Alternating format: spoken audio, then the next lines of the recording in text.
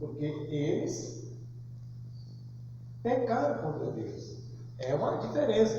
Agora, Jó não. Jó não pecou contra Deus. O intuito era daquela prova, era ele pecar contra Deus. Mas no final, Jó foi abençoado em dobro. Por quê? Porque foi fiel a Deus, mesmo lamentando. Então é por isso que eu falo. Existem lamentos que não são pecado. Agora, existe um lamento que quando você abre a boca, você já peca. Entendeu? Mas vamos chegar lá. Vamos chegar lá no que os seus amigos falaram com ele, porque ele era um grande conselheiro.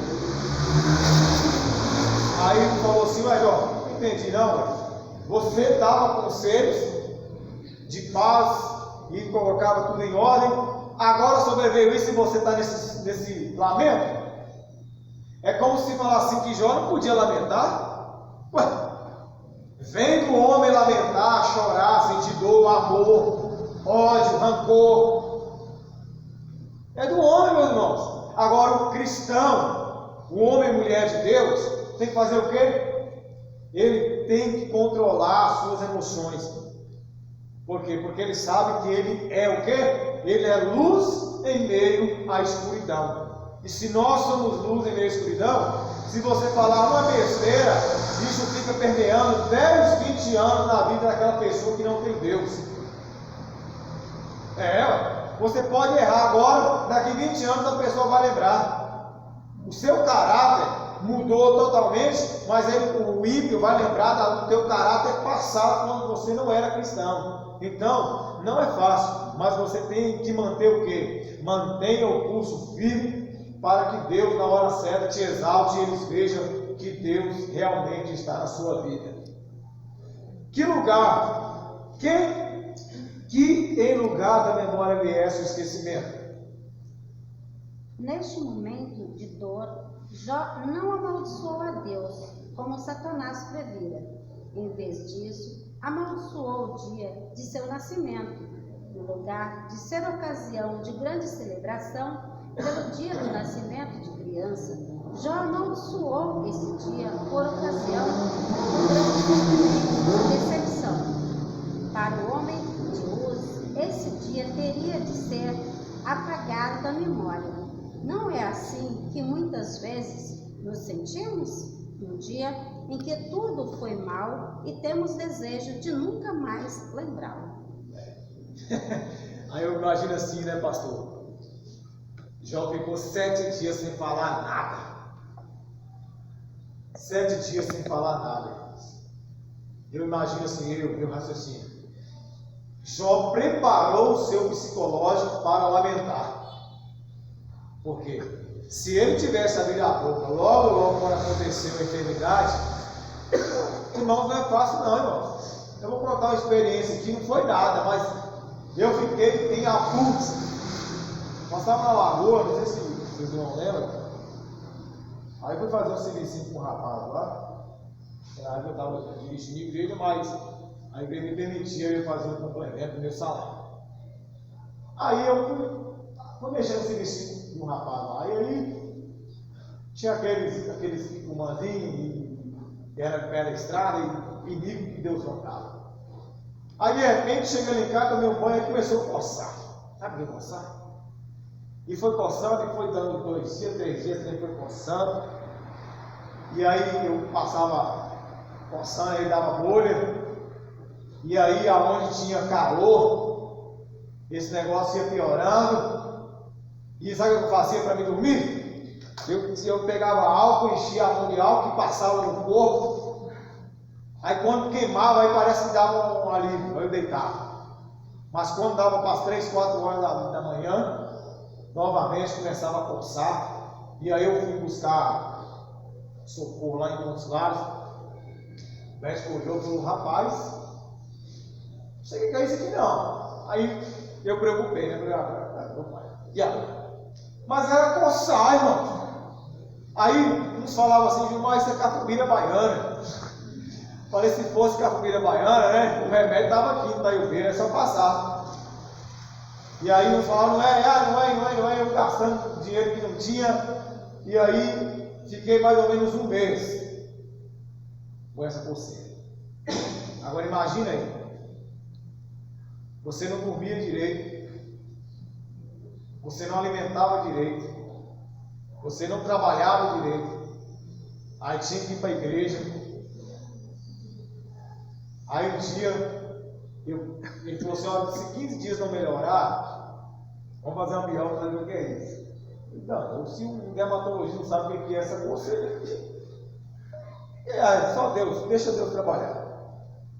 Aí eu liguei para ele, não funcionou, liguei para ele, ó, vamos estar no Rio de Janeiro, vai poder vir semana, vamos sem grava. Ligando, e agora, Deus?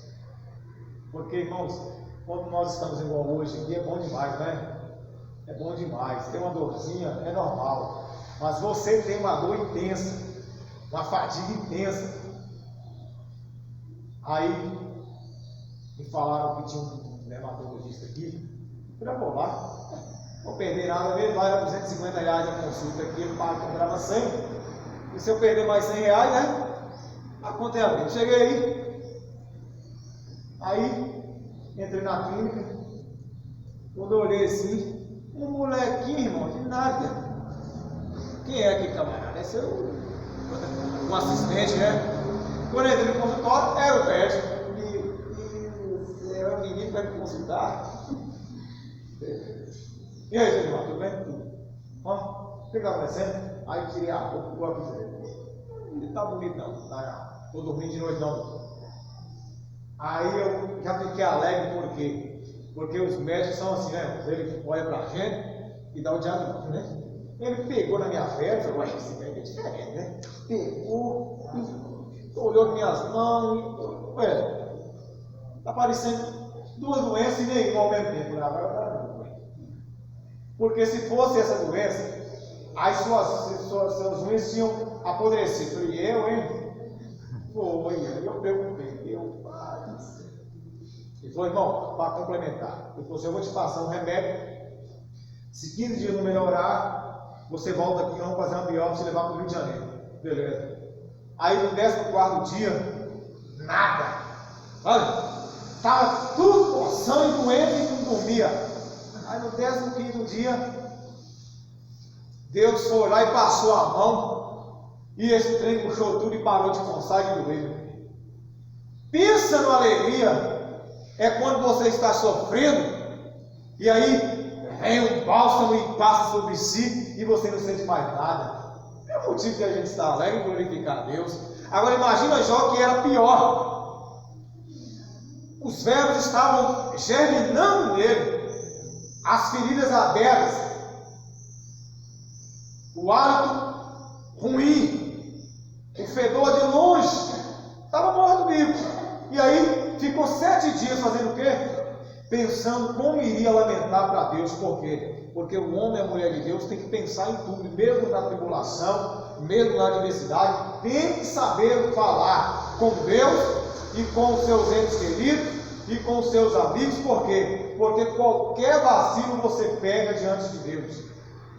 E Jó, ele era tão inteligente e tão sábio que ele lamentou e não pecou. Está vendo aí? Exemplo de Jó, paciência de Jó. É por isso que tem o provérbio, só a paciência de Jó mesmo. Por quê? Porque Jó, até na tribulação, na adversidade dele, ele foi paciente. Mas ele queria esquecer isso, colocando o quê? O dia do seu nascimento. Por que o joelho da parteira não matou ele, espremendo ele para fora? Por que a escuridão não veio e aí não teve aquele dia? Então tudo isso sobreveio sobre Jó. Então ele queria ser o quê? Ele queria justificar-se diante de Deus o porquê daquela prova. É simples.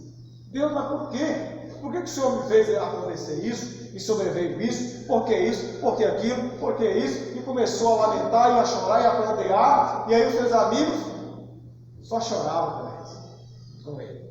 Por quê? Tem coisas que um amigo fala, é melhor você ir no velório do que você ir numa festa. Porque no velório tem pranto, e aí você começa a fazer o quê? A raciocinar o seu futuro. Já a festa não, a festa é só alegria, bebedeira, e farra, e tudo que não presta. Exaltação, briga, tudo. Mas no velório não. No velório você começa a ouvir o pranto, o lamento, e aí você analisa o seu futuro. E aqueles homens estavam desse jeito, pranteando juntamente com Jó. Que em vez da ordem viesse o caos. Mencionamos o desejo de Jó para que o dia de seu nascimento não tivesse entrado no calendário e que, dessa forma, tanto esse dia como essa noite jamais tivessem existido. No lugar da luz que raiou por ocasião do nascimento dele e que revelou todo o seu sofrimento, o patriarca desejou que as trevas dominassem. E por quê? Porque em vez da paz veio a dor, em vez da ordem, o caos. Desse raciocínio, Jó menciona a imagem do Leviatã, esse famoso e assombroso animal marinho, simbolizava o caos. O homem de Uz recorre a essa imagem para ilustrar o momento tenebroso que estava vivendo. A lógica é simples. Se Deus não tivesse feito aquele dia, ele não teria sido concebido e, portanto, não passaria por tudo isso. Nesse sentido, o Novo Testamento revela como nosso Senhor é misericordioso e nos trata com amor e ternura nos momentos de tribulação e angústia, pois aos pés da cruz é o melhor lugar para derramar nossa alma. Jó, capítulo 11, versículos 32 e 33. Caos. Sabe o que é o caos? É tudo desmoronando e você não tem lugar para ele. Jó não tinha lugar para ele. Primeiro que ele estava num lugar de desprezo. Alguns falam que ele estava fora da cidade. Mas como é que ele estava fora da cidade? Se a terra era dele. Ele estava na terra dele, na ruína dele. Aí os amigos vieram ver ele aonde? Na fazenda dele. Interrompendo, não, é referência errada. É João 11, 32 e 33. João. Do amor de Jesus. Né? Então, o que acontece? Todo mundo tem uma tese. Mas nós vemos aqui que Jó não saiu da casa dele. Não, Jó estava na sua terra, na sua casa, mesmo desmoronado, e aí os seus amigos vieram e ele começou a lamentar sobre as cinzas, a chorar. E aí por que o escritor da palavra, da revista, colocou que no Novo Testamento revela como o nosso Senhor Jesus Cristo é misericordioso? A misericórdia de Jesus foi tão grande que, vendo Jó passar por isso, ele falou que a humanidade não devia passar por isso novamente. Jó passou literalmente a dor real, assim como Jesus também passou a dor real, no qual Jesus sofreu tanto que o suor transformou em gotas de sangue. Jesus estava em colapso, irmãos, para explodir, derrame, né? Alguns estudiosos falam que esses gotas de sangue que Jesus suou ali era um derrame porque às vezes choram, entendendo? E Jesus foi passando esse problema, passando angústia até no momento em que expirou. Para quê? Para que nós não venhamos a ter as mesmas dores que Jó teve. Porque Jesus sabe que nós não suportamos tal aflição. Jesus sabe que Pedro não poderia entrar na rede do inimigo. O inimigo queria peneirar com Pedro, né? Aí Jesus não ordenou. Porque Jesus sabia quem era Pedro. Isso é importante porque se Jesus morreu na cruz do Calvário por nós, a misericórdia dele não tem fim. Hoje nós passamos prova, problema, mas é o seguinte, qual é a nossa esperança? A nossa esperança é de encontrarmos Jesus na glória. Então, ela vai vir com uma morte, ou uma doença que leve à morte, ou vice-versa, em vários setores. Então, mas vai existir pessoas que vai ficar igual o João, vai morrer de velhice. Sabe o que é morrer de velhice? É você já ter ali seus 90, 100 anos, e aí deitar na cama, e fechar os olhos para dormir, e você abre do outro lado da vida, glorificando a Jesus. É isso. Não vai ter dor, sofrimento, nem nada, mas existem pessoas que vão morrer em lamentos, assim como os nossos irmãos do passado. Por que eles morriam alegres? Porque eles sabiam no Deus em que eles estavam crendo. Morriam na arena dos leões, morria queimado nas fogueiras para iluminar a cidade de Roma. Mas o que acontece? Adoravam a Deus, por quê? Porque eles tinham já um objetivo. Jesus morreu por eles. E se Jesus morreu por eles, nada desse mundo faria separar do amor de Deus. Foi o que Paulo disse. Nem a profundidade, nem o amor, nada me separaria do amor que estava em Cristo Jesus. Mas Jó não conhecia Jesus. Jó foi conhecer Jesus como nosso pastor, ele estudou aqui, foi texto, né? Que Jesus foi lá embaixo, aonde era a divisa entre o Hades, e pregou aos cativos. Aí depois foi lá na parte que era para ir para o paraíso e levou todo mundo. Então aí Jó pode ver Jesus, aquele que a Bíblia fala que iria vencer a serpente. Então Jó não conhecia Jesus. Então ele sentiu a dor real. O que é uma dor real? Hoje nós temos dopamina e vários remédios que avaliam a dor, né? Mas antigamente não tinha isso. Então as dores que as pessoas sentiam eram reais.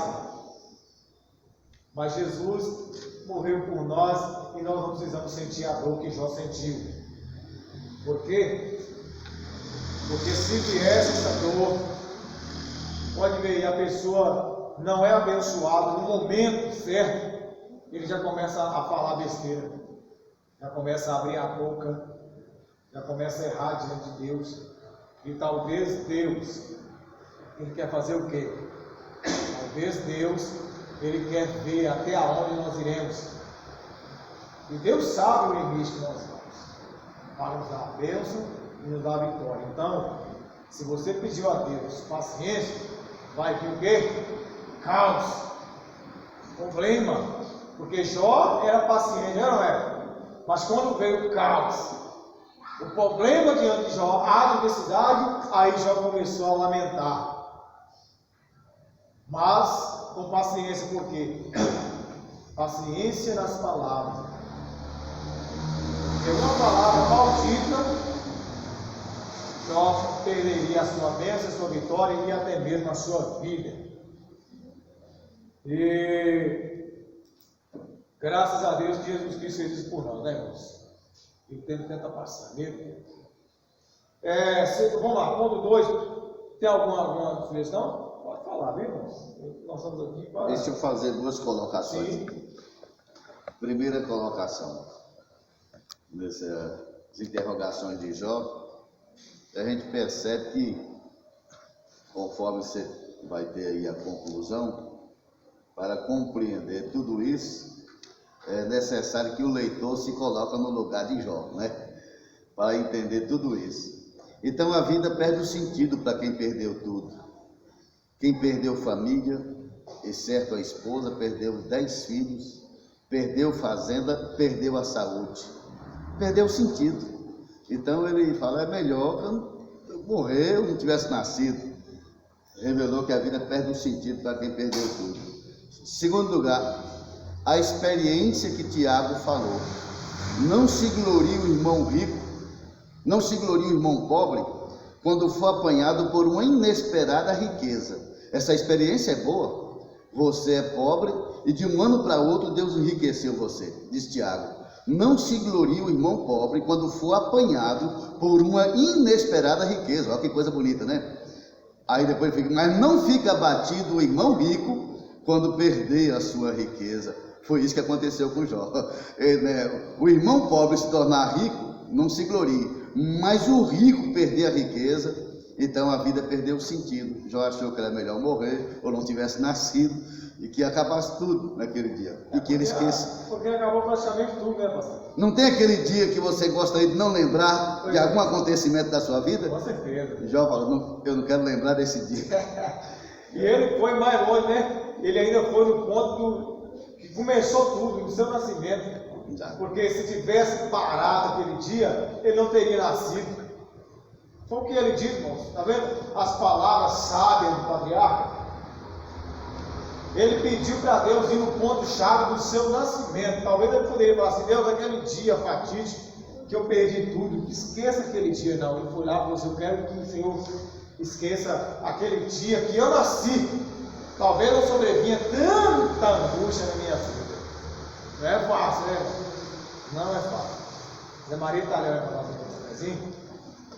Eu gostaria de ir antes do café, deixa eu falar aqui rapidinho. Sim, pode falar. Ó, irmãos, por algum motivo, Pode ser, irmãos, deve ter algum irmão ou irmã que às vezes veio e no intuito de tomar a ceia porque não vai vir à noite. Como por exemplo a irmã Eloia e o esposo, o irmão precisa voltar, porque lá a terra onde eles moram fica sozinho quando eles estão aqui. Então a irmã Eloia pode ficar para a noite, mas ele precisa voltar.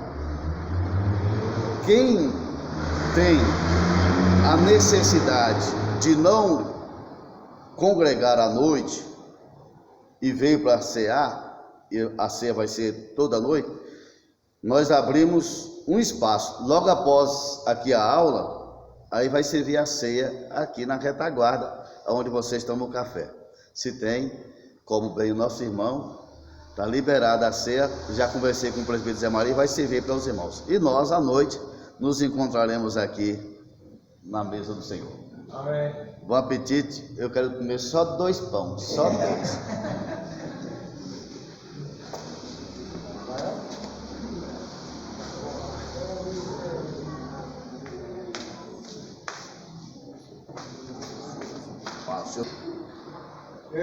Segundo o lamento de Jó, por que não nasci morto, descansando em paz. Os intérpretes observam que o discurso de Jó, a partir do versículo 11, muda de amaldiçoar para reclamar. A partir desse versículo, Jó passa a reclamar por não ter nascido morto. Para ele, nascer morto teria sido melhor do que existir naquelas condições. Era a melhor maneira de não passar por toda aquela tribulação. Essas palavras de Jó revelam uma coisa: ele queria descanso de todo o seu sofrimento. O que Jó pedia era uma possibilidade real, pois muitos fetos nascem mortos. Para ele, a morte era uma forma de descansar em paz.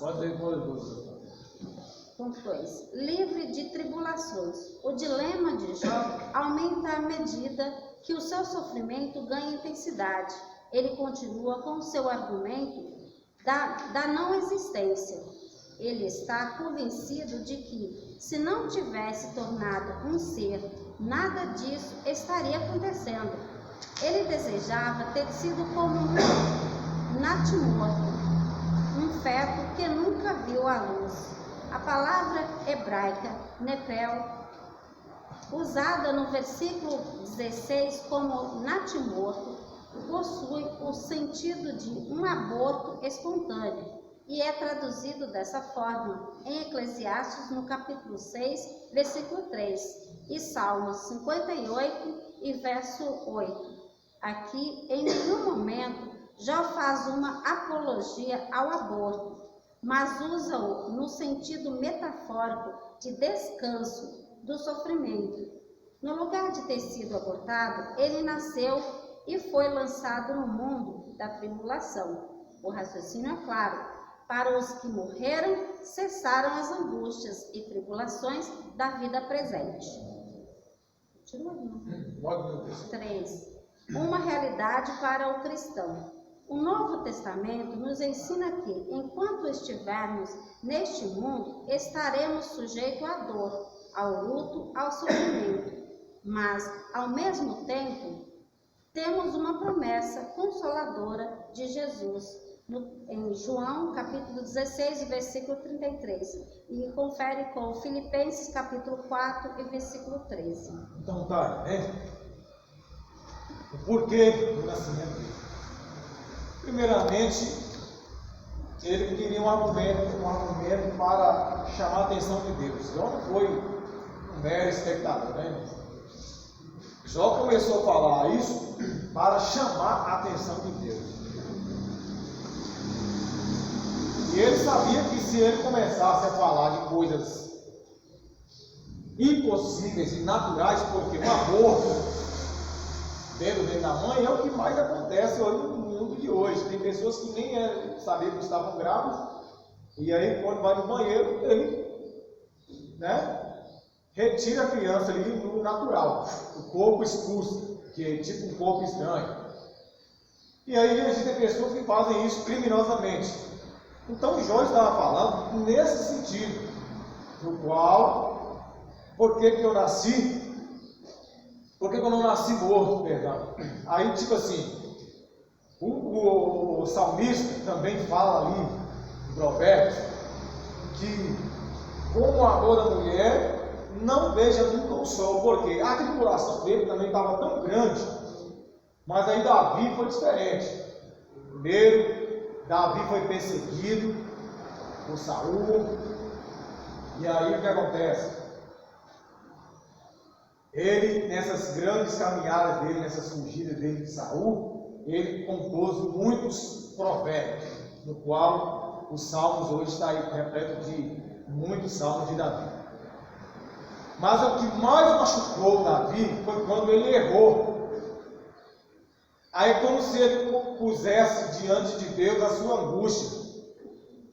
Aí ele falou, era mais fácil que esse aborto acontecesse e não visse o sol.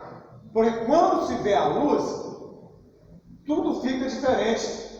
Numa casa, por exemplo, quando nasce uma criança, o que acontece? A alegria reina. Mas quando a criança nasce morta, a tristeza abate, né? Por quê? Porque estava esperando uma criança ali naquela casa e de repente não tem mais. E era assim que Jó e o salmista também baseavam, que as vidas deles não precisavam ter acontecido. Mas imagina aí, se a vida deles não tivesse acontecido, como porventura nós teríamos experiências nos Salmos e principalmente no livro poético de Jó. Então são coisas que o homem, ele fala besteira. Talvez nós, seres humanos aqui, irmãos do século XXI, já pensamos nisso também. Por que eu não nasci morto? Por que eu nasci dessa forma? Irmãos, para você talvez não tenha sentido o seu estar na igreja, o seu nascimento. Mas quantas pessoas se espelham em você? Não é? Quantas pessoas espelham? Por exemplo, quando a gente analisa o sofrimento de um irmão que está passando na igreja, né? A gente fala, pô, mas que bênção, que fé, não é? Talvez eu não suportaria isso. Jó também foi desse forma. Ele pensou que o mundo acabou para ele naquele momento, perdeu 10 filhos, perdeu fazenda, perdeu tudo, aí de rico a pobretão, e aí a única coisa que podia restaurar, e o inimigo sabia disso, era a saúde. Porque nós falamos aqui nas aulas passadas que Jó não era rico, só rico. Jó também era próspero, no qual você, sendo uma pessoa próspera, você não precisa ter nada, mas Deus vai dando prosperidade aonde você está. Lembra de José? Nós colocamos até o exemplo de José. Não tinha nada, mas tinha o Deus da prosperidade. Então, onde José tocava, a prosperidade alcançava. Tanto que ele foi chefe na casa de Potifar, chefe no cárcere de Faraó, e depois foi chefe das terras de Faraó. E a prosperidade abundou por quê? Porque a prosperidade, ela acompanha aqueles que confiam em Deus e aguardam com paciência o precioso fruto da terra. Então Jó tinha também a prosperidade na sua vida. E foi por isso que o inimigo falou: toca na pele dele, porque se tocasse na saúde de Jó, porventura ele não queria mais nada, como aconteceu. Ele desmaiou diante das adversidades da sua vida. Então, ele estaria também livre da tribulação, porque todo dia, de momento em momento, nós temos tribulações em nossas vidas, não é? Tribulações que talvez o próprio Paulo fala que Deus só manda a prova até o que nós podemos suportar. Mas lá na frente ele fala que sobreveio uma prova sobre ele, que ele pensou que ele não ia suportar, porque foi tão grande a prova. Está entendendo? Então o homem, nos seus provérbios e nas suas decisões proverbiais, o que acontece? Ele fala hoje, mas amanhã ele pode mudar o seu raciocínio, por que não? Jó começou o livro em um drama, uma dramatização horrenda, que é perder tudo, exceto esposa. Aí depois vem um lamento, que começou do número 3 até o 38. Depois do 38, Deus não permite ele mais falar, e aí Deus começa a respondê-lo sobre tudo isso. Porque se Jó queria saber o porquê que ele nasceu, aí Deus falou: você não sabe de nada, querido. Você não sabe de onde você veio, para onde você vai, como o universo é feito, como eu fiz a neve, e ela desce e descia nos montes, e vira água para que alimente tanto a terra como os animais. E aí Deus começou a debater com Jó, e Jó não teve mais possibilidades, meus irmãos. Aí é um pensamento meu. A partir do número 38 de Jó, aí começa o quê? A restauração de Jó. Mas aí quando chega no 42, quando Deus fala: ora pelos seus amigos, e Jó começa a orar, aí começa a acontecer literalmente a reviravolta na vida de Jó. Mas desde o momento em que Deus fica de frente com Jó, meu pensamento, Jó não está sentindo aquelas dores. Por quê? Porque ele já está anestesiado pelo poder de Deus. Porque, analisa aí, irmão, quando você está doente, quando você está com problema, vem na igreja, aí é o dia que Deus está falando com você não sente nada. Você não sente nada. Eu tenho experiência. Eu estava uma vez com um problema, e aí eu não sabia o que era. Aí Deus me revelou na igreja, e quando eu saí para fora, eu não senti mais aquele problema. Sabe a alegria de você estar curado? É isso. Então, quando Deus fala com a gente, através do profeta, ou literalmente com a gente, ele fala com a gente não sente mais as dores. Por quê? Porque ele nos pega nos braços e faz igual o samaritano, cura as nossas feridas, e nós somos sarados